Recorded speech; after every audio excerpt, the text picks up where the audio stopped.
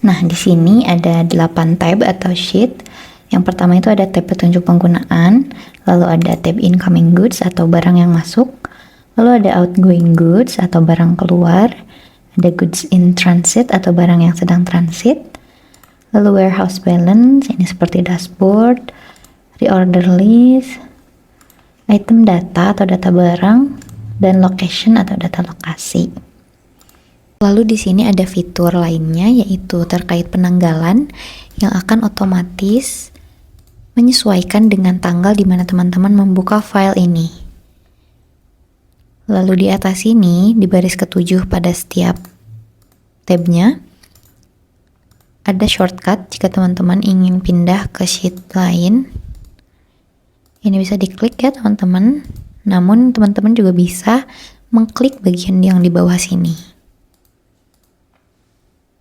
Nah, pertama-tama saya akan menjelaskan terlebih dahulu terkait tab petunjuk penggunaan. Di sini bisa dilihat ada deskripsi tentang sheet, lalu ada navigasi petunjuk penggunaan yang bisa teman-teman klik, dan dia akan direct langsung ke bagian yang teman-teman klik. Dan untuk kembalinya pada setiap sectionnya tersedia tulisan go back to top. Ini teman-teman bisa klik dan kita kembali lagi ke navigasi.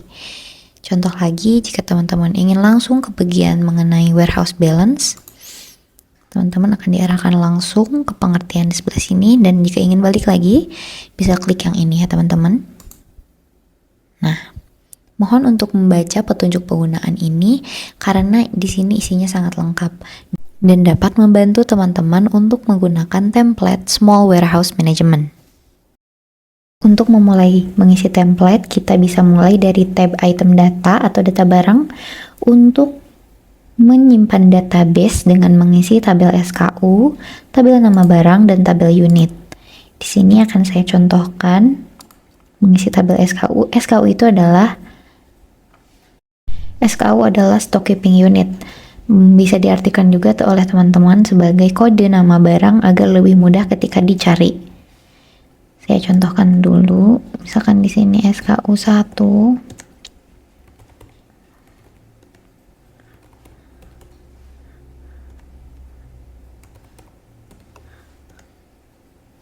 Oke.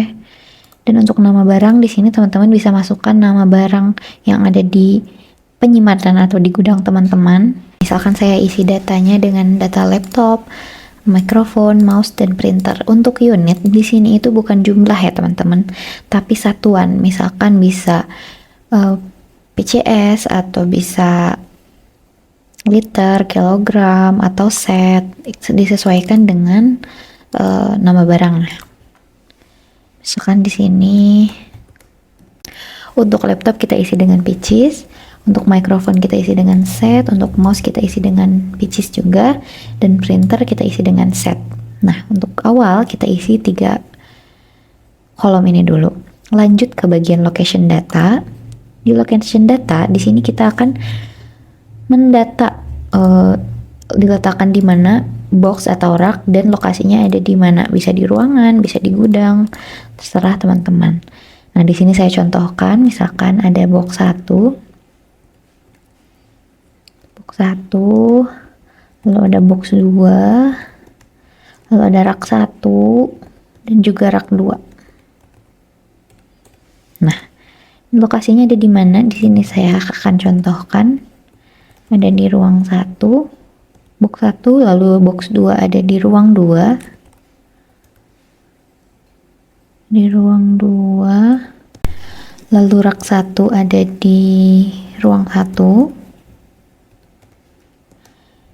Dan rak 2 ada di ruang 2. Nah, seperti ini. Untuk catatan, teman-teman jika ada ingin catatan boleh dimasukkan ke sini. Lalu kita masuk ke tab incoming goods atau ke sheet barang masuk.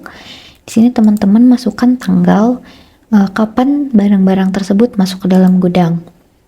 Misalkan kita tulis di sini, barang masuk ke gudang itu tanggal 15 Juli 2024. Nah, barangnya apa? Di sini teman-teman karena tadi sudah mengisi data di tabel item data dan juga location data, maka teman-teman ketika masukkan list nama-nama barang ke tab incoming goods, ini kita menggunakan drop down ya teman-teman. Klik, nah SKU berapa di sini. Misalkan aku mau masukkan SKU 2. Maka nanti untuk nama barang dan unitnya akan otomatis terisi. Jadi teman-teman tidak perlu mengisi lagi secara manual. Cukup dengan memasukkan SKU, maka nama barang dan unitnya akan muncul. Lalu untuk kuantitinya atau jumlahnya ini sesuai dengan data yang ada di lapangan. Misalkan untuk mikrofon itu ada 2 set. Nah, ini bisa teman-teman isi dan sesuaikan. Lalu untuk box atau raknya, kita juga di sini pilih menggunakan drop down. Di manakah si mikrofon atau set ini diletakkan? Misal ada di rak 1, maka untuk locationnya juga akan otomatis terisi. Gitu ya teman-teman. Nah, untuk quality check dan juga harga baru ini merupakan opsional. Namun jika teman-teman ingin mengisi, dipersilahkan dengan memilih drop down. Untuk quality checknya ada excellent, good, moderate, dan bad. Nah, misalkan kita pilih untuk excellent. Nah, untuk harga baru di sini, misalkan kita tulis menggunakan nominal rupiah,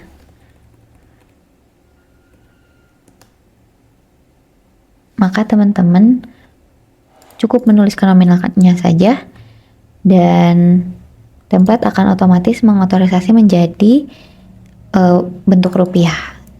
Mari kita isi lagi data-data berikutnya. Informasi untuk mengenai kolom harga baru ini diisi per 1 unit. Untuk mengisi tabel harga baru, di sini teman-teman isinya jangan jumlah dari kuantitasnya ya, cuman 1 kuantitas. Misalkan 200.000 ini adalah harga untuk 1 set mikrofon. Jadi untuk harga baru ini diisi oleh harga per 1 wujud atau per 1 barang. Nah, untuk pengisian tab incoming goods atau barang masuk kurang lebih seperti ini ya teman-teman. Ini bisa disesuaikan kembali, namun diingatkan untuk pengisian template teman-teman hanya bisa mengisi yang kolomnya atau yang selnya berwarna putih.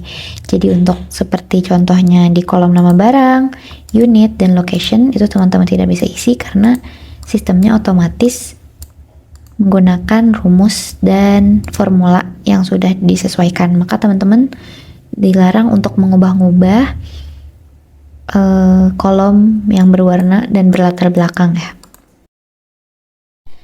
Nah, berikutnya kita lanjut ke tab outgoing goods atau barang keluar. Di sini ada kolom tanggal keluar, kolom SKU, kolom quantity, nama barang, dan unit. Untuk teman-teman hanya bisa mengisi sel yang tidak memiliki warna atau tidak memiliki latar belakang berwarna yaitu atau putih. Nah, sedangkan untuk kolom atau sel yang berwarna belakangnya itu teman-teman tidak perlu isi dan tidak bisa mengisi karena akan terisi secara otomatis. Langsung saja kita contohnya. Untuk masukkan tanggal keluar barang-barang dari gudang, untuk SKU-nya kita pilih menggunakan drop down. Untuk jumlahnya kita sesuaikan.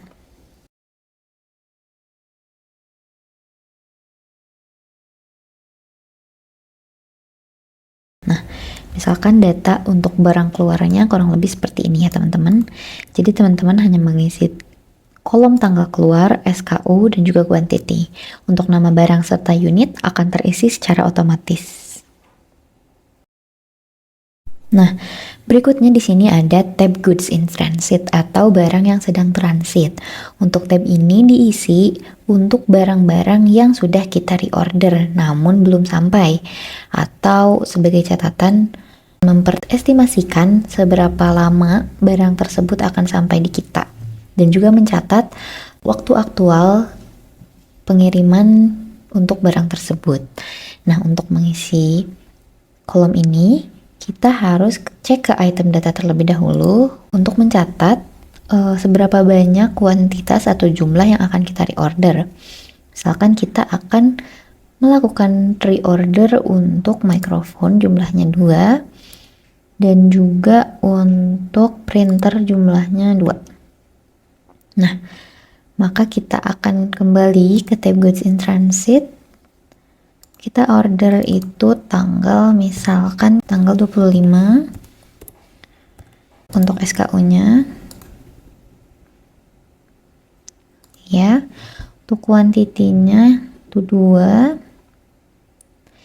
Nah, di sini kita ada kolom diterima dan juga ada kolom perkiraan tiba. Nah, di sini akan saya masukkan lagi contoh sebagai data. Kuantitinya 1. Nah, karena teman-teman hanya mengisi sel yang putih, karena untuk nama barang, unit, hari tersisa, dan waktu pengiriman aktual itu diisi otomatis. Nah, untuk tabel diterima dan perkiraan tiba, itu teman-teman pilih salah satu. Misalkan, kalau produknya sudah diterima, berarti teman-teman isi tabel yang di kolom terima. Misalkan untuk mikrofon, kita terima pada tanggal kemarin. Nah, maka untuk kolom waktu pengiriman aktualnya akan terisi secara otomatis.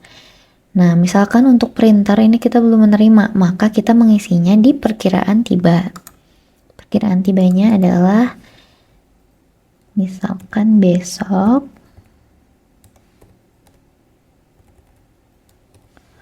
Nah, maka untuk sel atau di kolom hari tersisa ini akan terisi otomatis.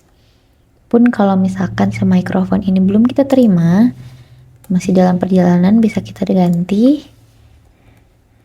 Ini tanggalnya, tanggal sesuai yang sudah diberitahukan oleh pengirim bahwa perkiraan tibanya akan sampai tanggal berapa.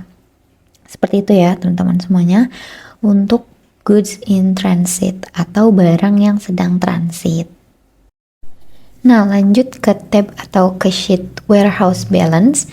Di sini teman-teman tidak mengisi apapun karena semuanya telah otomatis muncul. Jadi kita hanya bisa melihat seperti rekapan ataupun rangkuman tentang gudang kita. Nah, di sini ada muncul total nilai gudang. Ini muncul karena kita mengisi data harga baru di tab incoming goods. Sebetulnya ini opsional, jika teman-teman tidak mengisi kolom harga baru ini pun tidak apa-apa, namun berpengaruh kepada total nilai gudang di sini. Jika teman-teman tidak mengisi ini, tab atau kolom harga baru, maka total nilai gudangnya tidak akan muncul. Seperti itu ya teman-teman. Oke. Lalu di sini kita bisa melihat rekapan data apa saja atau barang apa saja yang masih ada di gudang, yang sedang transit, kira-kira berapa lama akan sampainya, harganya, dan yang sedang di reorder itu produk apa aja. Di sini bisa dilihat produk yang kita reorder itu ada mikrofon dan printer. Nah, lanjut ke tab reorder list. Di sini sudah terisi secara otomatis mengenai nama barang yang harus kita reorder. Nah, di sini kita tinggal jumlahkan atau tinggal masukkan angka kita akan reorder barang tersebut sejumlah berapa. Misalkan di sini saya akan memasukkan 1 untuk reorder printer. Nah, jadi di sini akan muncul secara otomatis harga yang harus kita persiapkan untuk mereorder barang tersebut. Kita cek ke sini.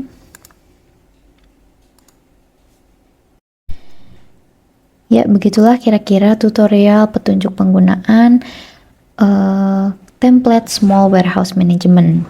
Sekali lagi diingatkan kepada teman-teman untuk membaca petunjuk penggunaan yang telah disajikan di sini karena ini juga sudah lengkap sekali. Teman-teman tinggal baca-baca aja. Semoga bermanfaat. Terima kasih.